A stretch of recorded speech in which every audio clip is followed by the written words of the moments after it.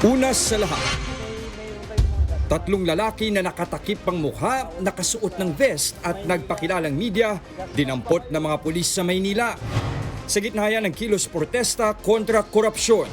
Pati isang lalaking may dalang tsako, sinita ng mga pulis at pinauwi. Ang buong detalye sa mga balitang yan, abangan maya-maya lang. Magandang hapon, Pilipinas. Kasama ang buong puwersa ng News 5. Ito ang Frontline Pilipinas Weekend.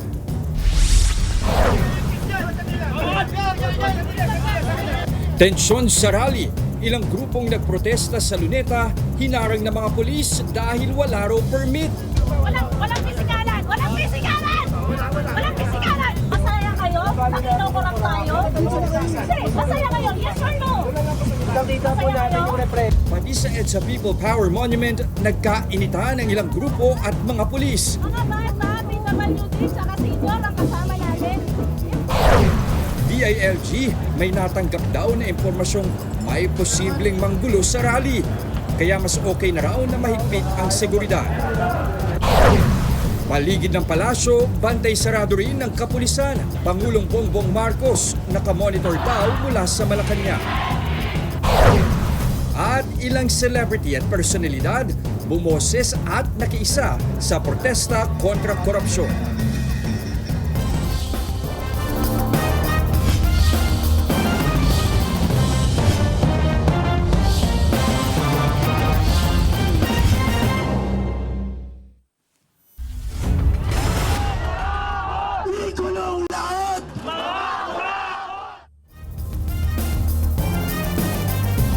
Buong persang nakabantay ang News 5 sa isinasagawang malawakang protesta kontra korupsyon ngayong araw. Sina Gary De Leon at Gio Robles nasa Mendiola sa Maynila kung saan nagtipon-tipon ang iba't ibang grupo matapos magmarcha mula Luneta. Mag-aatid din po ng live update si Marian Enriquez mula sa EDSA People Power Monument kung saan isinasagawa ang Trillion Peso March. Nasa Liwasang Bonifacio naman si Ian Suyu, kabilang sa nagprotesta dyan ang ilang Duterte supporters. Abot naman hanggang Cebu ang malawakang protesta, nakabantay doon si News 5 Visayas correspondent John Aroa. Habang si News 5 Mindanao correspondent Bril Montalvo mag-a-update sa isinasagawang kilos protesta sa Davao City. Nagkatensyon ang ilang mga rallyista at ilang taga-suporta ni Pangulong Bongbong Marcos sa Recto, Maynila. Live mula sa Mendiola, nasa frontline ng balitang yan, si Gio Robles. Gio, pakidetalye sa amin ano ang nangyari. Just nagkainitan ang ilang rallyista at supporter ni Pangulong Bongbong Marcos sa kasagsagan ng kilos protesta ng Grupong Bayan dito sa Recto Avenue. Narito at sabay-sabay po nating panoorin ang mainit na tagpo na yan kanina. Lumabas ka na! Huwag mong magkagulo, lumabas ka na!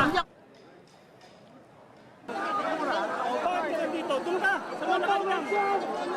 Pumasok ka sa Malacan silang kurakot! Oo! Lumabas ka! Lumabas ka na! Huwag mong magkagulo, lumabas ka na!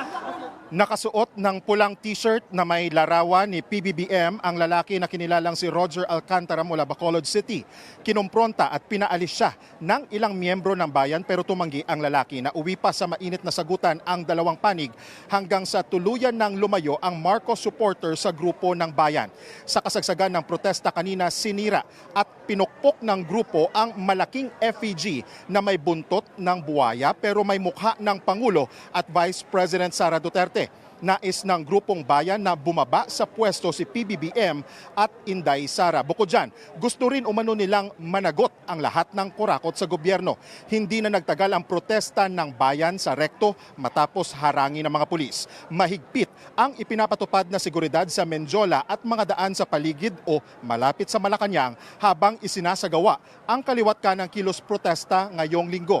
Ang lalaking ito, narito panoorin naman natin, maagang nasampulan kanina ng sitahin ng mga tauhan ng Manila Police District sa kasagsagan ng kilos protesta. Dito pa rin po yan sa Recto Avenue ayon kay Police Lieutenant Marvin Flores ng MPD Station 11. May takip ang mukha at may dalang tsako ang lalaki na sinusubukan umanong humalo sa mga grupong bahagi ng protesta. Paliwanag ng lalaki, pang self-defense raw ang dala niyang tsako.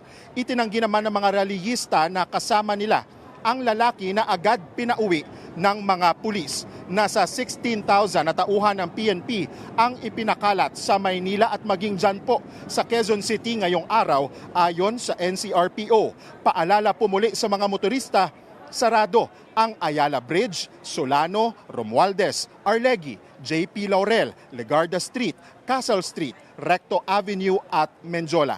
At gaya nga sa naunang baha sa Luneta noong September 21 at Peace and Accountability Rally ng Iglesia ni Cristo nitong November 16, nilagyan muli ng barikada ang mga sinarang kalsada gamit ang razor wires, concrete barriers at container vans. Patuloy na nakabantay ang hanay ng mga pulis na may mga dalang riot shield. Bukod dyan, may suot din silang bulletproof vest at helmet. May nakahandang net din ang mga pulis bilang panangga sakaling magkagulo at may ihagis ang mga reliyista. Itinanggi naman ng kapulisan na hindi overkill ang kanilang ipinatutupad na seguridad.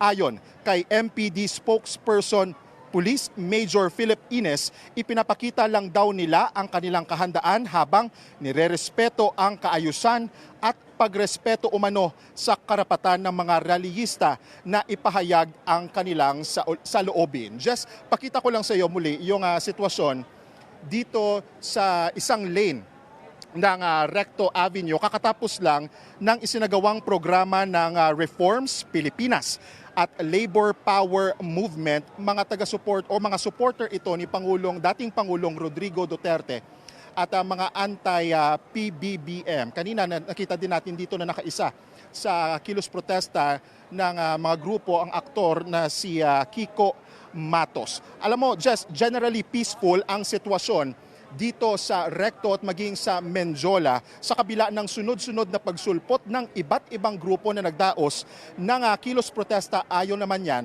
kay NCRPO Regional Director Aberin, walang naitalang paglabag, krimen o kaguluhan simula kaninang umaga. Jess, balik sa iyo. So, Gio, ibig sabihin, kadalasan yung karamihan ng mga grupo na nandyan pa ngayon sa Recto, eto na yung mga supporters ni Duterte, ano? At hindi ba sila nagpang-abot din ng ibang mga progresibong grupo kaninang umaga?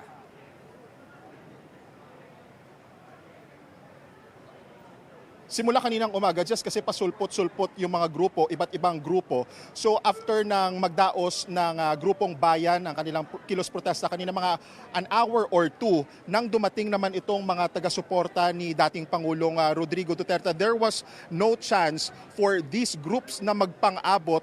Kaya so far naging mapayapa yung sitwasyon dito sa Recto.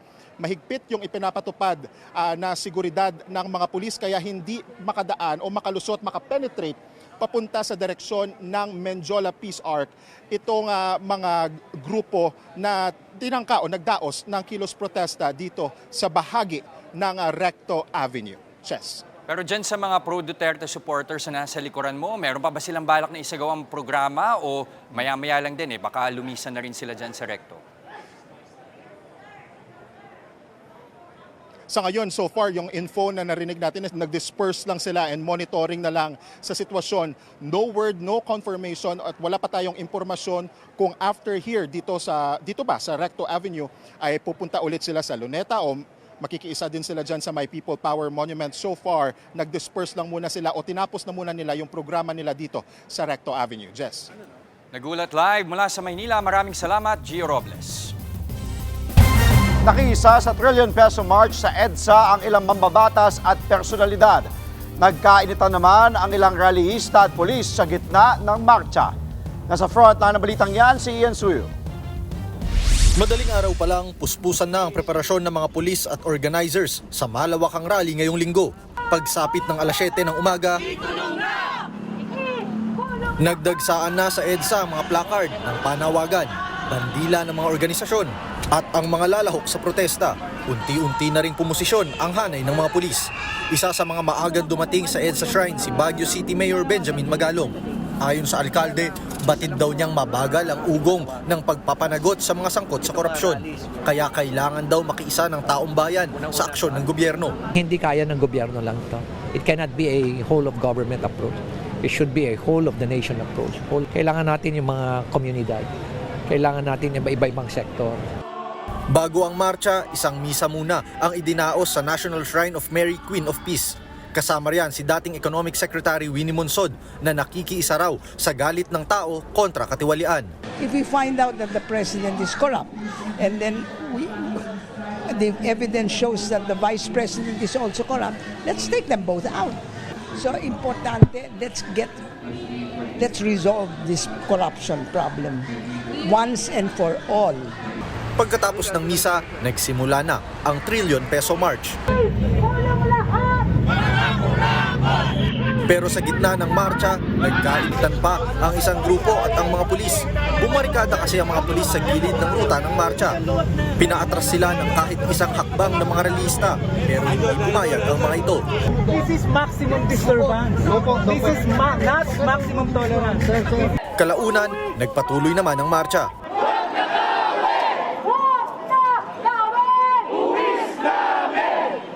Nakiisa rito sina mamamayang Liberal Party List Representative Laila De Lima at Senator Kiko Pangilinan.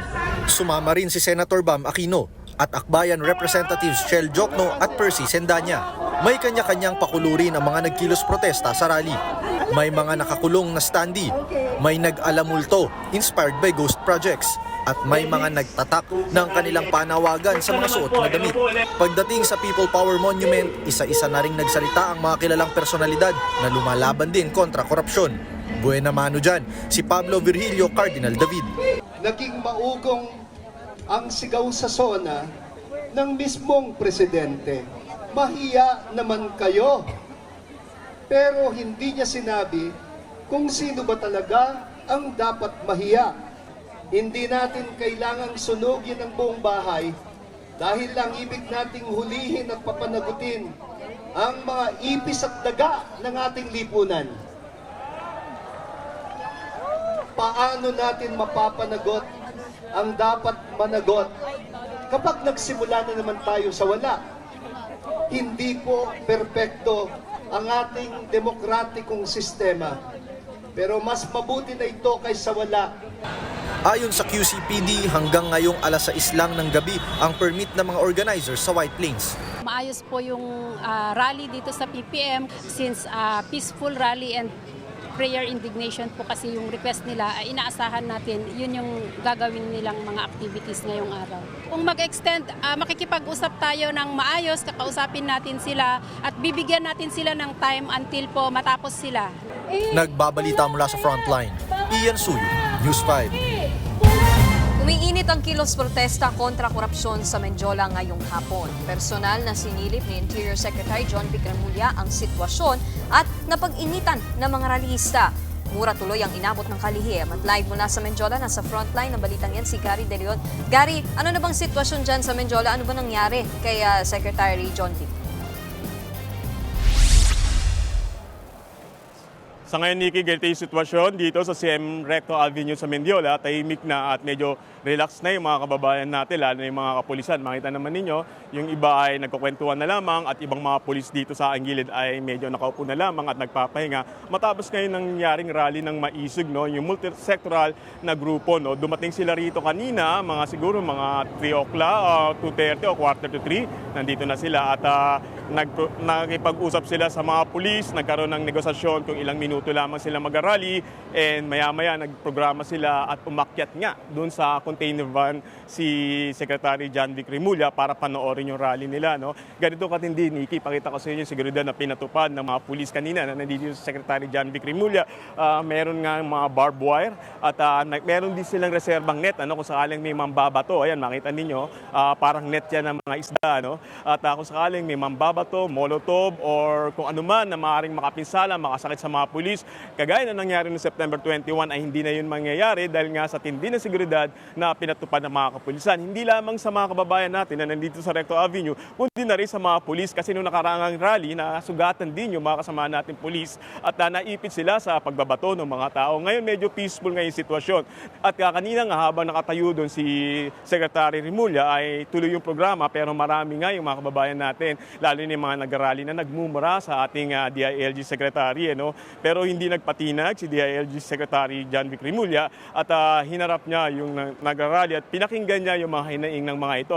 At matapos nga yung rally at nag-alisan din kaagad yung grupo, ay bumaba naman kaagad si Secretary at na-interview ko nga at tinanong ko sa kanya, "Sir, minumura ka ng mga tao at kung ano-ano ang sinasabi tungkol sa iyo dahil nandiyan ka sa ibabaw ng container van." Ang sabi niya, hindi raw siya napipikon at naiintindihan naman daw niya yung damdamin ng mga tao dahil bahagi lamang yun ng kanilang protesta at pagpapahayag ng kanilang mga damdamin. Kaya agad din umalis si Secretary pero magbabantay raw siya at sinabi niya peaceful yung nangyayaring rally rito ngayon sa Mendiola at hindi niya na inaasahan na magkaroon pa ng volume at malaking bilang ng mga taong pumunta ngayon. Halos maggagabi na at dumidilim na yung paligid. 5 rally yung sinasabing nangyari dito, at yung ika-4 nga, yung sa KMU yung sinasabing may pinakamalaking bilang pero hindi sila nakaabot sa gate ng Mendiola dahil makita naman ninyo yung mga barbed wire at yung mga container van na inilagay rito. Makita nyo, hanggang ngayon nakaharang to dito sa CM Recto Avenue bago nila malusutan yung pinakalinya, mga 100 meters pa yan bago sila makarating mismo sa gate ng Mendiola. Pero pagdating nila sa gate ng Mendiola, gaya na nangyari noong September 21, ay halos gibain nila yung barikada ng mga pulis. Pero ngayon hindi na talaga mangyayari yan dahil bago nila yan malusutan, may mga bombero pa rin silang dadaanan at hindi na makakayanan kahit anong puwersa nila dahil sa dami ng mga pulis na talaga itinalaga para rito. Ready na yung mga kapulisan natin. Balikan ko lang kasi yung mga nakarang rally na nangyari dito sa Mendiola dahil nga sa korupsyon. Dati maraming mga pulis na nasaktan, maraming gamit nila ang nagkalat sa kalsada, pinulot at ginamit ng mga realista. Kaya naging aral na sa kanila yung nangyaring rally noon. Kaya natuto na sila. Ngayon, nandito pa rin si Secretary John Vic Remulla at magbabantay hanggang sa umabot ngayon alas 7 ng gabi hanggang alas 8 para malaman niya kung may mga realista pang magtatangang pumunta rito sa Mendiola. Nikki. Gary, kanina nakausap mo si Secretary Remulla, di ba? Ano daw yung mga panawagan sa kanya bukod sa, yun nga, may konting galit, Mayroong mga nakapagmura. Ano yung mga panawagan na sinasabi sa kanya? Ang inihiling ng mga nag-rally kanina, yung maisog na grupo, yung transparency pagdating sa investigasyon at yung pagpaparating ng mga reklamo nila sa Malacanang at sa mga miyembro ng pamilya sa Malacanang. At sabi naman sa atin ni Secretary ay pinakinggan naman niya yung reklamo at lahat naman ng bagay na yan ay dati na rin naman nasabi ng mga grupo at alam na rin naman nila. Parang kanina naglabas lang sila ng sentimiento at medyo nagalit nga yung mga relihista dahil umakyat nga si Secretary John Vic sa taas. Ilang yung paraan ni Secretary para makita niya yung volume ng mga tao kung gaano kalaki at kahaba yung pila dito sa CM Recto Avenue. Pero matapos nga noon ay nag-peace sign pa siya doon sa mga nag-rally. Pagpapakita ng paggalang din sa kanilang mga sinasabi. Sinasabi rin ni Secretary sa atin na hindi siya nagdaramdam, kasi marami nang sumisigaw nga kanina na baka kasuhan, yung mga nagmumura, yung mga nagagalit, yung naninigaw kay Secretary, pero sabi niya hindi. Siya naman ay natuto naman din sa mga nangyayari at siya naman ay handang patawarin yung mga nag-rally ngayong araw. Nikki. Gary, kanina nabanggit mo, nagkaroon din sila ng maikling programa, 'di ba? Pero hindi naman nagkaroon ng tension diyan. Alam natin anong nakaraan, grabe ang naging tension diyan. At ngayon, sa nakikita naman nga natin, ngayon wala nang tao sa likod mo, Pero kanina marami rin kaming narinig na sigawan. Pero hindi na gaano ba kataas yung naging tension? Ganito, Nikki, yung 5 nag-rally kanina, depende yon sa plataforma ng nirarally nila, Iba-iba kasi yung sinisigaw, hindi sila nagkakasundo. Bagamat trillion peso march ito, hindi nagmukhang trillion peso talaga yung volume ng mga rallyista, Kasi magkakaiba sila ng isinisigaw. Merong resign Sara, meron namang transparency, at yung huli nga, ito yung resign BBM. Kanya-kanya sila ng plataforma. Kaya hindi rin naman ganun ka-solid yung naging rally ngayong araw, dahil sa magkakaibang gusto nilang mangyari. Bagamat ngayon ginagalang naman ng mga kapulisan yung naging rally nila at sinasabing peaceful naman. Makita ko sa inyo dito sa gilid ko, makita naman nyo kung gaano ka-peaceful na nga at relax na yung mga kapulisan natin na alos 24 o 24 na oras na nagbabantay dito sa Mendiola ay talaga namang walang nangyaring batuhan, walang nangyaring mura sa pagitan ng mga pulis, walang nangyaring hampasan. Yun yung pinakamagandang nangyari ngayong araw na to ng rally na to, dahil nahihanda rin ng mga pulis sa kanilang sarili at nahihanda rin ng pamunuan ng PNP kung paano naman susugpuin yung ganong mga aksyon ng mga rallyista. Nikki. Gary, si Jess ito, maitanong ko lang, nabanggit mo nga, naging mapayapa naman yung pagkikilos ngayong araw. Pero dun sa punto de vista ng mga rallyista, pakiramdam ba nila, naipahayag nila yung kanilang mensahe o hadikain ngayong araw? Anong reaksyon nila nung madatnan nila yung pwersa ng mga pulis na naabutan nila dyan sa Mendiola? Kasi kanina sa report ni Gio, may ilang mga pakiramdam na parang tila overkill daw yung naging presensya ng mga pulis. Ganyan din ba yung sentimiento ng ilang mga nagkilos protesta dyan? Jess, at narinig ko lang na sinasabi ng mga nagprotesta, medyo bitin. Parang hindi nakaabot yung kanilang hinaing. Dahil hindi nga talaga sila nakaabot ng Mendiola at nandito lang sila sa CM Recto Avenue. Bagamat sumisigaw sila, parang hindi pa rin naririnig yung tinig nila kasi nga masyadong malayo yung lugar kung saan sila naka-stop. Ito yung area mismo sa CM Recto Avenue. Dito sila. Itong layo na to, kailangan mo pa muna siguro sumakay ng tricycle, pedicab o jeep para makarating ka sa Mendiola. Ganun siya kalayo. Pero ang mahalaga daw, sabi ng mga release na nakausap natin, ay nakapag-rally sila ngayon. Nakapaglabas sila ng saloobin nila, na ipakita nila na nakikisa sila sa labang kontra sa korupsyon. Hindi na raw importante yung dami ng bilang o konti ang bilang. Ang mahalaga daw, nakilahok sila at naipakita nila na sila ay against sa korupsyon na nangyayari sa ating gobyerno. Jess. Okay, live mula sa Mendiola. Maraming salamat, Gary De Leon. Susunod, ilang taga-suporta ng mga Duterte nag-rally sa Liwasang Bonifacio para ipanawagan ang pagbaba sa pwesto ni Pangulong Marcos. Ilang nag-rally sa Luneta, nakagirya ng pulis dahil hindi pinayagang ibaba ang mga dala nilang tambol. At simbahang Katolika nakiisa rin sa panawagang itigil ang korupsyon at ibalik ang ninakaw sa kaban ng bayan. Lahat ng yan sa pagbabalik ng Frontline Pilipinas Weekend.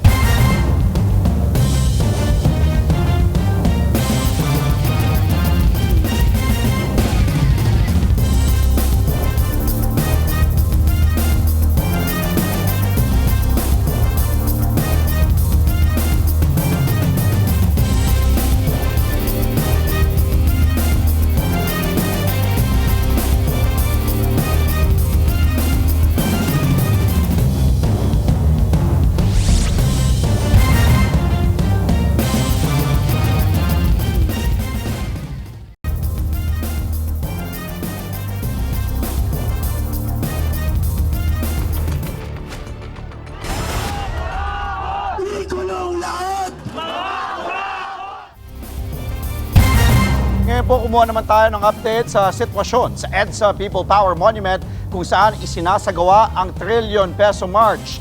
Naroon live si Marian Enriquez. Maan, ano na ang sitwasyon dyan?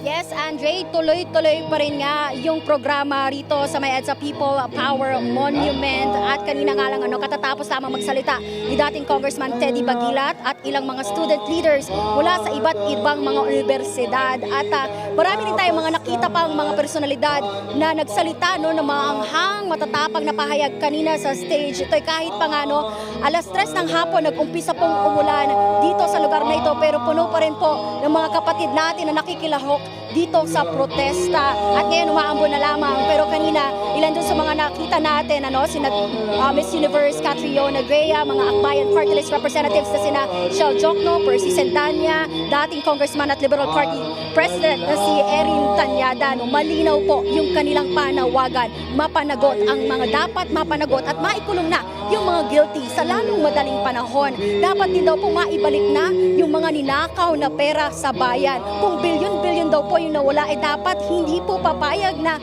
pipiranggot o barya-barya lamang yung maibabalik sa bayan. At nilinaw din po nila yung pinigyang diin po nila yung kahalagahan ng pagpapasa ng anti-political dynasty law. Kailangan na raw po wakasan ang mga political dynasties. Gayon din yung pagbubukas sa publiko ng Bicameral Conference Committee kung saan nga po sikretong i-insert yung budget insertions na nangyayari noong mga nakalipas na budget deliberations elections. Giit pa nila ay dapat na rin pong magpasa nitong panukalang batas na nagbibigay ngipin sa Independent Commission for Infrastructure o yung pagbibigay daan o sa batas nga po ng Independent Commission Against Infrastructure Corruption.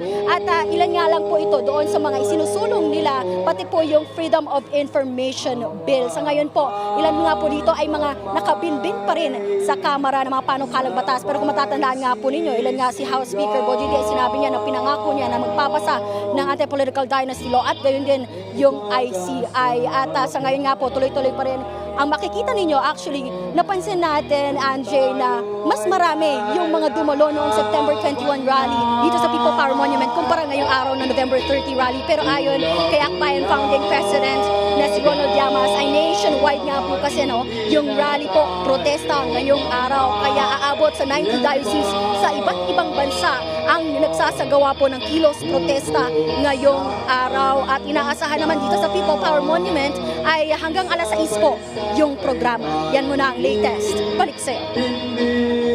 Mag-iingat ka dyan, Maan. Live po mula sa EDSA People Power Monument. Maraming salamat, Marian Enriquez.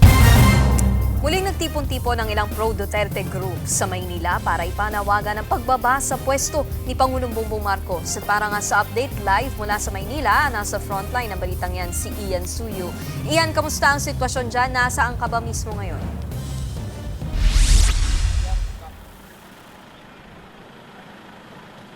Nikki, nandito nga tayo ngayon malapit sa may Recto. Banda na to, parte na to halos ng Mendiola, no? Kung saan nga kanina nagsagawa ng kilos protesta yung mga pro-Duterte groups na nagmarcha mula sa Liwasang Bonifacio patungo rito. At ang pangunahing panawagan nga nila ay ang pagbaba sa pwesto ni Pangulong Bongbong Marcos. At dahil nga daw sa malawakang korupsyon, kailangan ang sigaw nga nila, ang pumalit daw dapat masunod yung rule of succession base sa 1987 Constitution. Dapat daw ang pumalit dyan ang pangalawang Pangulo, Vice President na si Sara Duterte.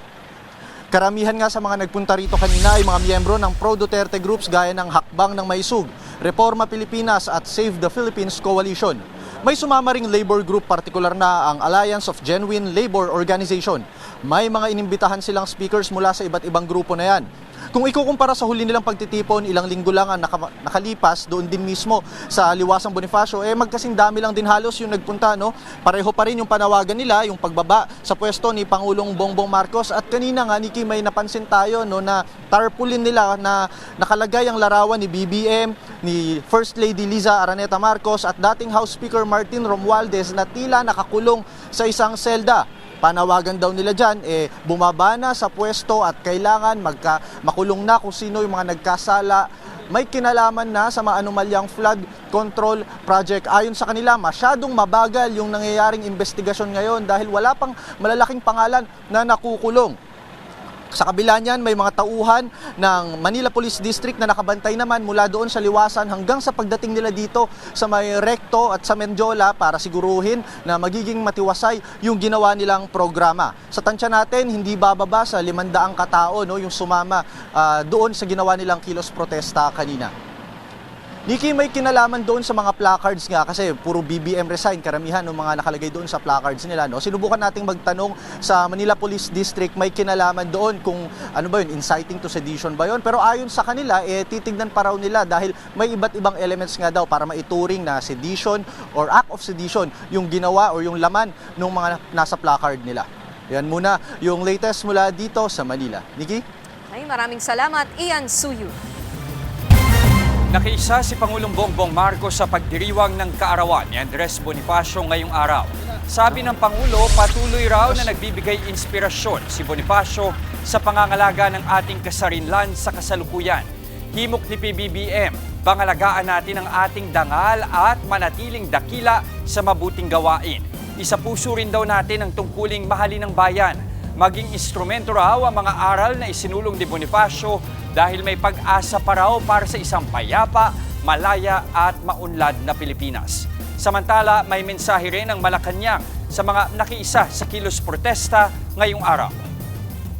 Rest assured po na ang Pangulo po ay nakikinig sa inyong mga sinasabi at mga hinaing at ito naman po ay tutugunan ng ating Pangulo. At basta lang po ang inyong pagrarally ay within the bounds of the law, hindi po kayo pipigilan ng Pangulo.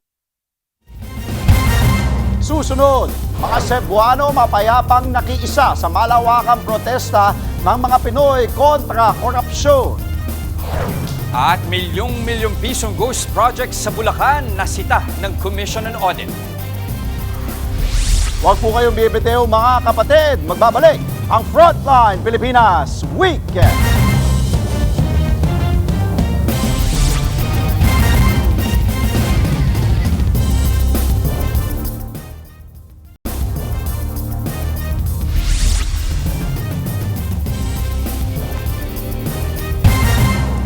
Sa Metro Manila at Luzon, nagkilos protesta ang mga Pilipino kontra korupsyon.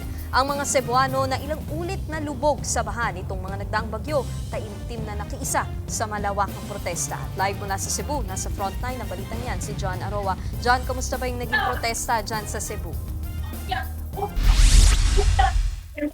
Hindi mapayapang nakisa ang libo-libo mga Cebuano sa protesta laban sa korupsyon at katiwalian sa pamahalaan. Malalim ang sugat na iniwan ng isyo ng korupsyon sa mga Cebuano, lalo't marami niya sa baha dahil sa kapalpak na flood control project. Ay hindi na nagdarasal ang libo-libo mga Cebuano sa isinagawang misa kanina sa Basilica Minore del Santo Niño.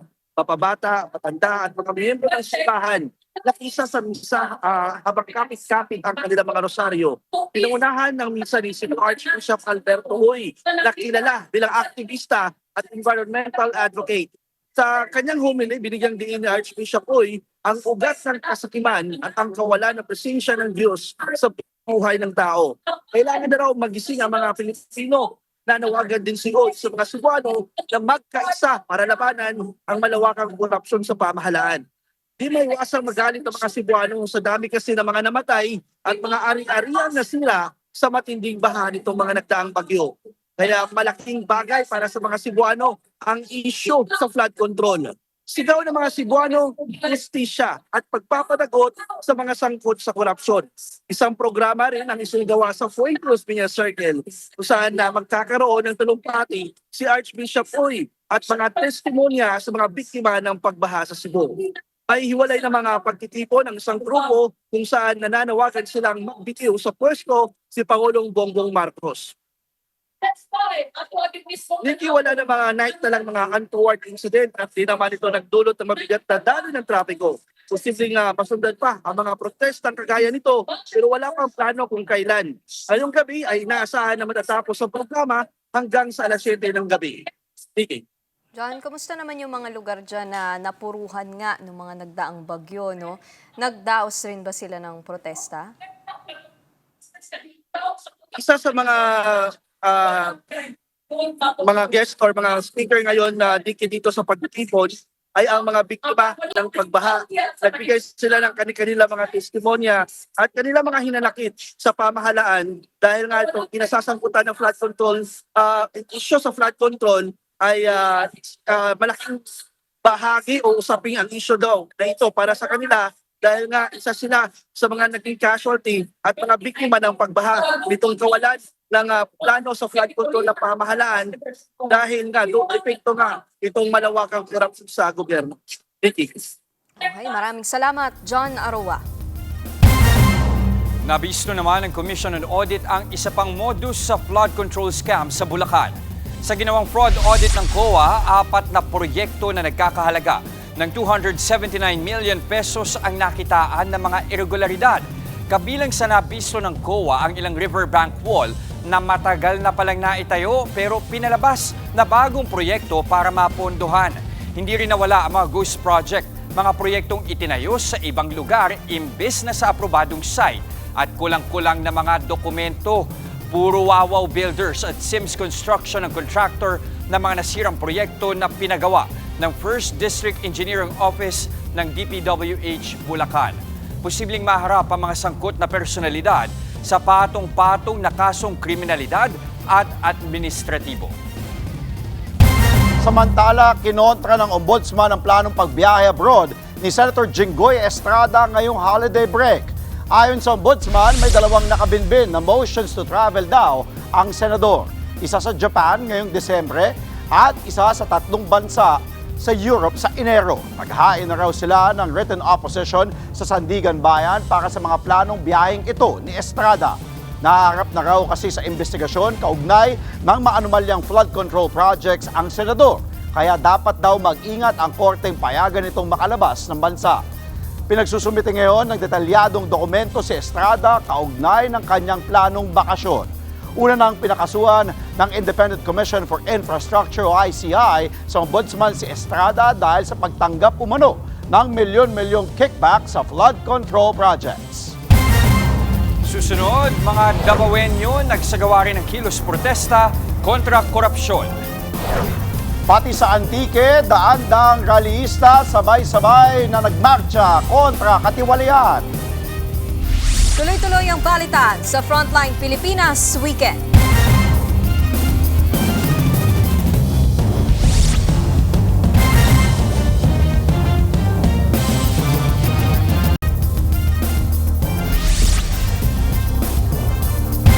Tutol din daw mga retiradong general at ibang miyembro ng Armed Forces of the Philippines o AFP sa destabilisasyon laban sa gobyerno. Sa isang pahayag, sinabi ng Association of General and Flag Officers na alam nilang may mga panawagan na bawiin ng AFP ang suporta nito sa Pangulo. Kinundena ng grupo ang panawagan at ang mga humihimok sa AFP na makilahok sa gawaing labag sa konstitusyon. Sabi ng AFP, patunay ito na parehong kakatigan ng mga aktibo at retiradong sundalo ang konstitusyon at proprotektahan ang professionalism ng militar. Pati sa Baguio, meron ding rally ng mga estudyante at mga alagad ng simbahan. Bitbit ang kani-kanila mga placard, nagmarcha sila mula Baguio Convention Center pababa sa Session Road. Panawagan nila, panagutin ang mga sangkot di lang sa flood control, kundi sa malawakang korupsyon sa bansa. Daang-daang rallyista naman ang nagmarcha at nagrally sa San Jose Antique bilang pakikiisa sa mga panawagan laban sa korupsyon. At bitbit ang kanilang mga placard, nagdaos ng protesta ang iba't ibang grupo para sa kanilang aksyon kontra korupsyon rally. Layunin daw ng programa na kalampagin ang mga taga-Antique sa umano'y kapabayaan sa kalikasan at talamak na katiwalian ng gobyerno sa kanilang probinsya. Nakokompromiso raw kasi ang katiwalian ang dapat sanay serbisyo na ibinibigay sa publiko. Bukod sa rally ngayong araw, plano pang maglunsad ng organizers ng iba't ibang programa sa mga susunod na araw. Walang aalis mga kapatid dahil tuloy-tuloy ang balitaan sa Frontline Pilipinas Weekend.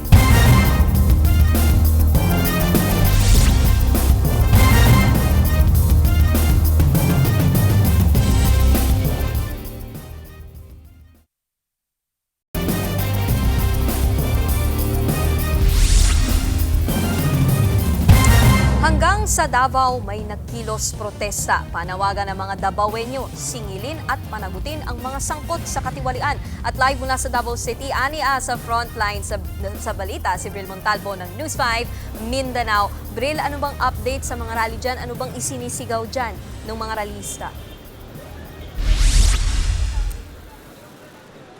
Nikki, alas 4:30 ngayong hapon nang matapos ang isinagawang kilos protesta kontra korupsyon dito sa Freedom Park, Roxas Avenue. Gagamitin kasi ngayong gabi ang lugar para sa Roxas Night Market.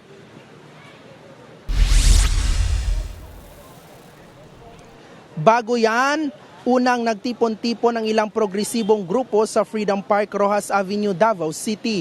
Inumpisahan nilang magmarcha sa palibot ng Roxas Avenue bilang panimula sa kanilang programa. Nagkaroon din ng mga interpretative dance. Tinawag nila itong People's Protest Against Corruption. Ang mga placards at malalaking tarpaulin may nakasulat na Marcos singilin, Duterte panagutin.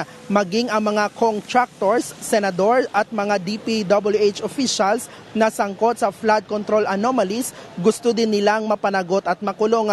Panawagan pa nila bumuo ng National Transition Council para linisin umano ang sistema ng gobyerno at mayroong tunay na reforma. Bukod nga sa mga maanumalyang flood control project, gusto din nilang makulong at managot si VP Sara Duterte dahil sa issues sa kanyang paglustay umano sa confidential funds. Mariin din nilang inalmahan ang political dynasty ng bansa at dapat na itong mahinto. Nikki, kanina din ay bantay sarado ng nasa higit 100 kapulisan at security forces ang lugar. At ngayon din ayon sa Davao City Police ay naging generally peaceful ang kabuang aktibidad ngayong araw. Yan muna ang latest. Balik sa iyo, Nikki. Maraming salamat, Bril Montalvo. At mga kapatid, yan po mga impormasyong dapat ninyong malaman. Mga balita para sa may alam at may pakialam. Kami ang inyong mga kapatid sa balitaan at public service walang iwanan sa Frontline Pilipinas Weekend. Pupunta pa kayo.